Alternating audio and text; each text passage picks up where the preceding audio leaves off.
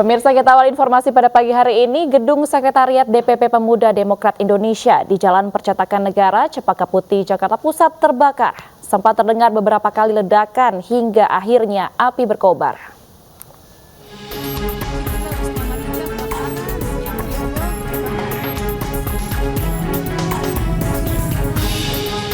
Sebuah gedung yang difungsikan sebagai Sekretariat DPP Pemuda Demokrat di Jalan Percetakan Negara, Cempaka Putih, Jakarta Pusat, Selasa petang terbakar. Banyaknya barang yang mudah terbakar ditambah kencangnya tiupan angin membuat api cepat membesar. Sempat terdengar beberapa kali suara ledakan. Tidak ada korban jiwa maupun luka, karena saat kejadian hanya ada seorang petugas keamanan yang tengah menjaga gedung tersebut. Diduga kebakaran terjadi akibat hubungan arus pendek listrik.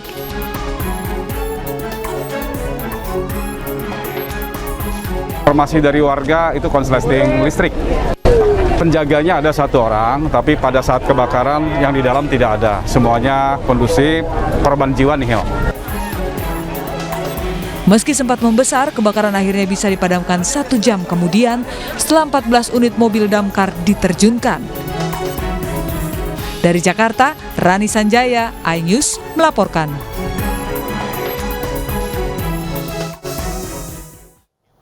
Hujan es disertai angin kencang terjang kota Depok, Jawa Barat.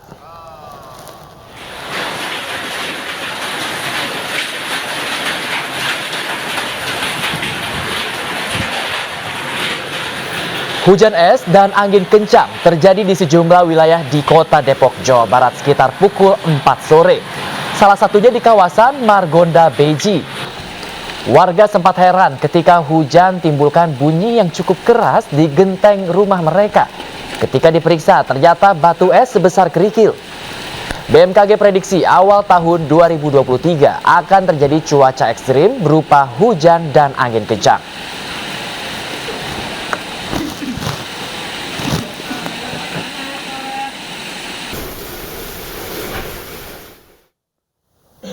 Kita ke informasi dari Jawa Tengah, pemirsa. Belasan rumah di Boyolali rusak akibat terjangan angin puting beliung pada Selasa siang. Fenomena angin puting beliung sempat direkam oleh warga.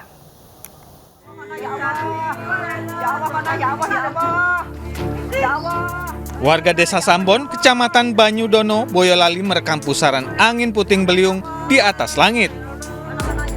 Angin puting beliung bergerak cepat dari arah selatan menuju utara dan sempat membuat warga panik. Meski tak berlangsung lama, namun angin puting beliung merusak belasan atap rumah warga. Tidak ada korban jiwa dalam peristiwa ini. Jadi saya kan pas di dapur, jadi angin itu masuk, itu kelihatan itu, langsung muter itu ngangkat atap dapur itu. Itu nggak lama, 5 menitan itu, langsung hilang. Anginnya tuh langsung hilang, nggak ada suara apa-apa. Jam berapa Pak itu? Sekitar jam 1 lebih, jam 2 kurang, sekitar jam 1:30 lah. Setengah 2. Pembersihan puing-puing atap yang berterbangan langsung dilakukan tim gabungan BPBD, TNI Polri, dan relawan bersama warga. Hingga kini jumlah rumah yang terdampak bencana angin puting beliung masih didata. Dari Boyolali, Jawa Tengah, Tata Rahmanta, iNews melaporkan. Pemirsa, tawuran antara dua kelompok pemuda terjadi di Medan, Sumatera Utara. Para pemuda saling serang menggunakan batu hingga merusak pos anti tawuran.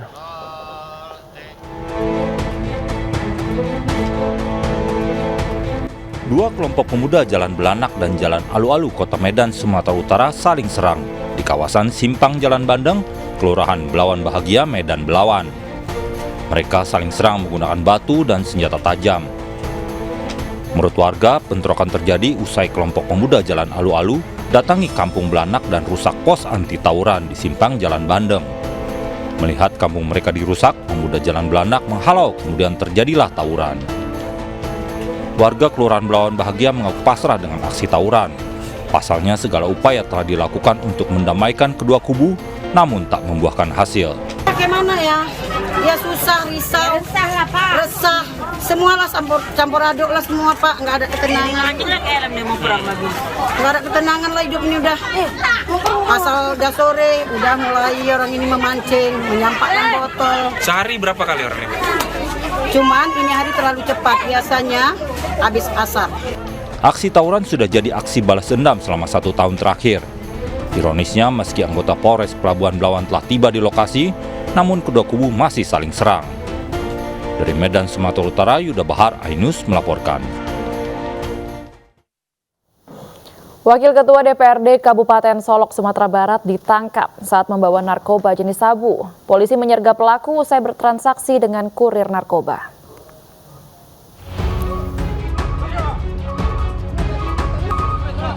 Satres Narkoba Polres Arosuka menyergap kendaraan milik Wakil Ketua DPRD Kabupaten Solok berinisial LE di Jalan Raya Gunung Talang Selasa dini hari 10 Januari 2023. Tembakan peringatan sempat dilepaskan karena tersangka melawan petugas.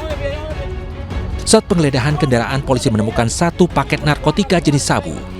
Polisi menyebut tersangka LE sudah menjadi target operasi dalam 2 bulan terakhir. Polisi menyebut tersangka LE sudah menjadi target operasi dalam 2 bulan terakhir. BB didapat 1 paket dengan harga 1.200.000 rupiah. Terkait penangkapan kader mereka, DPC Partai Demokrat Kabupaten Solok telah merekomendasikan pemecatan terhadap tersangka LE karena dianggap telah menodai nama partai. Dalam kasus kepemilikan narkoba ini, polisi menjerat tersangka LE dengan pasal 127 dan 112 dengan ancaman 5 tahun penjara. Dari Kabupaten Solok, Sumatera Barat, Budi Sunandar, iNews melaporkan.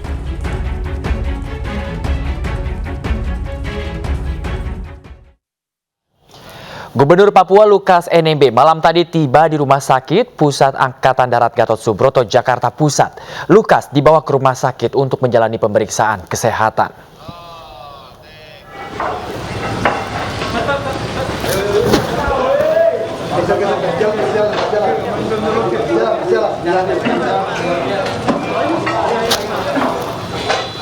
Gubernur Papua Lukas NMB tidak langsung diperiksa dan ditahan oleh KPK setelah tiba di Jakarta Selasa malam. Lukas NMB dibawa ke Rumah Sakit Pusat Angkatan Darat Gatot Subroto, Jakarta Pusat untuk menjalani pemeriksaan kesehatan. Lukas dikawal dengan pengawalan ketat aparat BRIMOB bersenjata, laras panjang, dan 2 kendaraan taktis. Tim dokter RSPAD memutuskan Lukas akan menjalani perawatan sementara di rumah sakit sebelum menjalani pemeriksaan oleh tim penyidik KPK.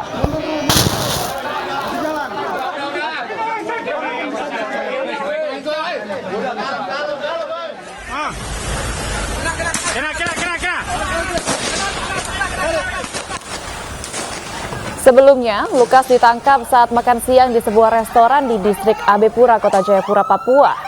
Gubernur Papua ini diduga hendak keluar negeri untuk menjalani pengobatan. Selain Lukas, KPK juga telah menetapkan Direktur PT Tabi Bangun Papua, Rijatono Laka, sebagai tersangka. Lukas diduga menerima suap dari Rijatono Laka terkait proyek infrastruktur di Pemprov Papua. Ambil batu.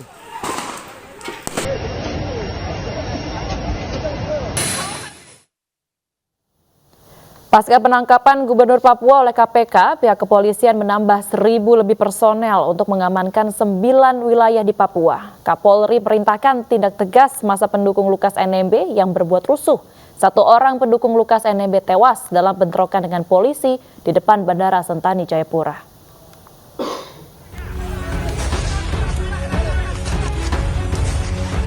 Pasca penangkapan Gubernur Papua Lukas NMB oleh KPK di Jayapura, sempat terjadi perlawanan oleh sekelompok massa yang hendak menerobos areal Bandara TSLUI Sentani, Kabupaten Jayapura.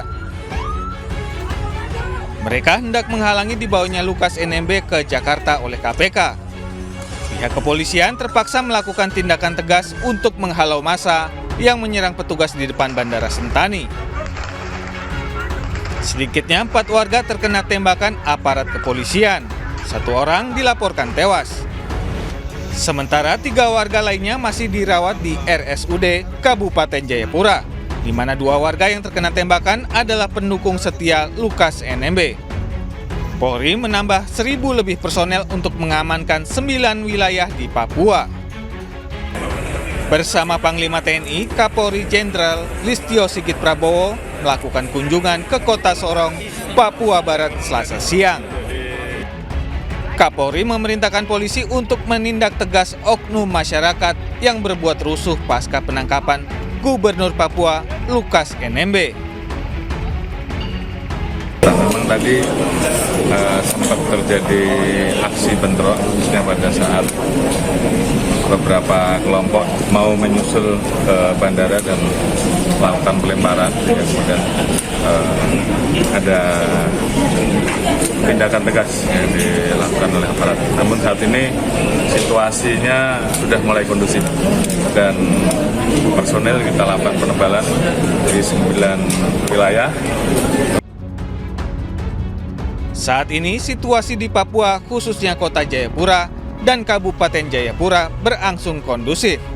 Suasana terpantau sepi lantaran banyak warga yang masih takut beraktivitas pada malam hari. Dari Jayapura, Papua, Andrew Surapati, Omega Bat Korumbawa, Anyus melaporkan. Setelah menjalani rangkaian pemeriksaan medis di RSPAD, Gubernur Papua Lukas NMB diputuskan untuk menjalani perawatan sementara sampai waktu yang tidak bisa ditentukan. Ketua KPK Firly Bahuri mengatakan proses hukum bagi Lukas NMB akan terus berjalan.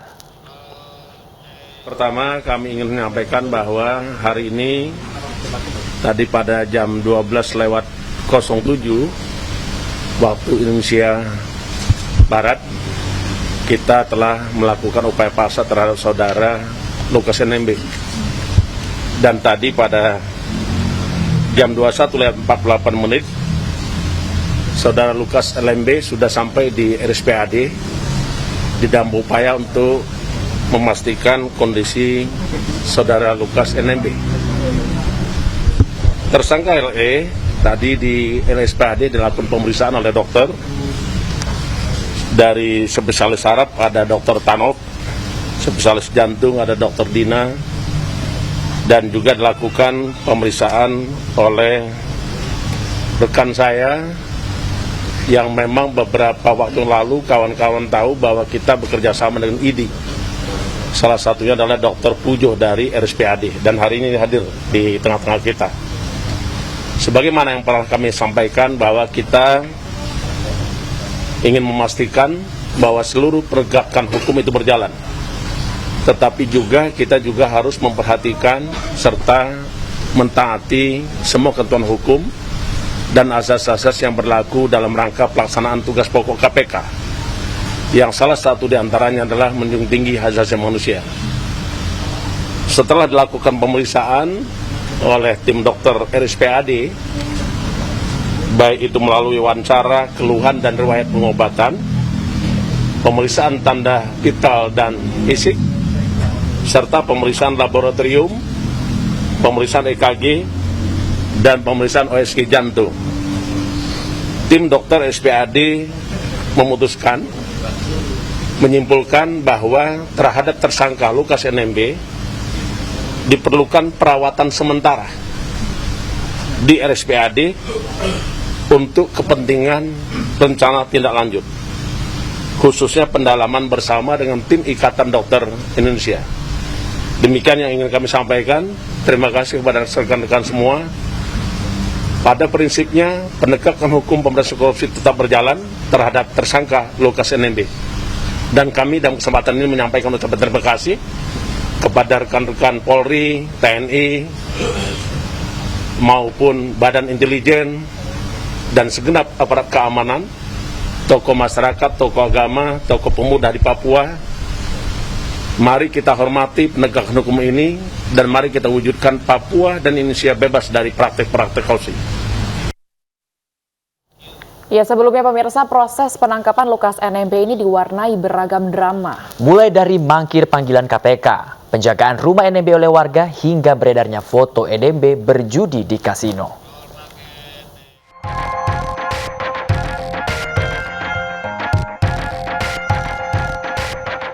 Lika-liku penangkapan Lukas NMB akhirnya berakhir. Sejak ditetapkan sebagai tersangka gratifikasi, Gubernur Papua Lukas NMB berkali-kali mangkir dari pemanggilan Komisi Pemberantasan Korupsi dengan alasan sakit. Namun tak lama berselang beredar foto yang memperlihatkan Lukas NMB kerap bermain judi di tempat kasino langganan di sejumlah negara seperti Malaysia, Singapura, dan Filipina pada Juli 2022 lalu. Di samping itu, massa pendukung NMB juga terus melakukan aksi dukungan kepada NMB dan menolak penetapan tersangka NMB. Rumah NMB bahkan dijaga oleh para simpatisannya yang khawatir NMB akan dijemput paksa oleh KPK. Menanggapi kekisruhan ini, Presiden Joko Widodo pun angkat bicara. Presiden meminta Gubernur Papua Lukas NMB menghormati proses hukum dan memenuhi panggilan KPK. Jokowi menegaskan kedudukan seluruh warga negara sama di mata hukum.